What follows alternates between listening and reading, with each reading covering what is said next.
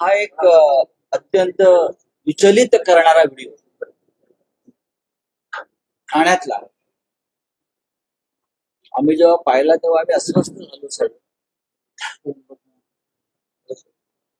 ज्या प्रकारचं धिंगाणा त्या एका पवित्र वास्तूत मी पाहिला का सगळ्यांनीच पाहिला. भ्रष्टाचारातून लुटीतून आलेला पैसा अशा प्रकारे आनंद आश्रम ज्याला आम्ही मानतो म्हणजे आमच्या धर्मवीर आनंद दिघे यांची वास्तू तो आता आनंद आश्रम त्या अर्थानं त्यांनी ठेवलाय का राहिलाय का की लुटीचा पैसाही तिथे नेऊन ठेवला जातोय. आनंद दिघे यांच्या त्या वास्तूमध्ये ते जिथे बसायचे त्याच्या डाव्या बाजूला एक हंटर लावलेलं आहे. हंटर बघा तुम्ही आता यांनी काढल्या कामाचे हंटर त्यांच्याकडे लावलेला असेल. आज जर आनंद दिघे असते हयात आणि असा धिंगाणा त्याने पाहिला असता तर त्याने तो भिंतीवरचा हंटर काढून अशा प्रकारे लुटीचा पैसा उधळणाऱ्यांना फोडून काढला. जे स्वतःला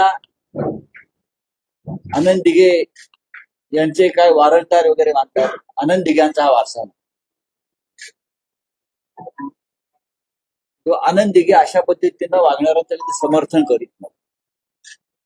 कुठून आला पैसा हा? ज्या पद्धतीनं बारमध्ये पैसे उधळतात त्या पद्धतीने ते पैसे उधळतात. बघा तुम्ही, आपण ते नीट पाहिलं. या राज्याच्या संस्कृतीला कलंकित करण्याचं काम ते म्हणतो की हे सरकार करत आहे. पण त्यांनी ज्यांना ते गुरु मानतात असं म्हणतात त्या गुरुलाही सोडलं ना आणि गुरुचंही अपकीर्ती केली. आणि खरोखर हे त्यांना गुरु मानत असतील पण ह्यांनी गुरुनी त्यांना शिष्य मानलंय का कधी? तर खरोखर त्याचे शिष्य असते तर त्यांचे हे चेले जे आहेत ते अशा प्रकारे बारमध्ये पैसे उधळतात. तसे गुरुच्या खुर्ची समोर म्हणजे त्या आसनासमोर त्यांनी हे अशा प्रकारे कृत्य केलं नसतं. याच्यावरती मला काही बोलायचं नाही. पण हा धिंगाणा अख्ख्या राज्यात सुरू आहे. पैशाचा धिंगाणा आहे आणि असा धिंगाणा फक्त लुटलेल्या पैशातूनच केला जातो.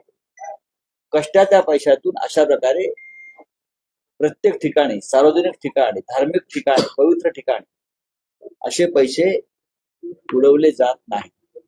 खरं म्हणजे यांची चौकशी केली पाहिजे. पैसे उडवणारे कोण आहेत?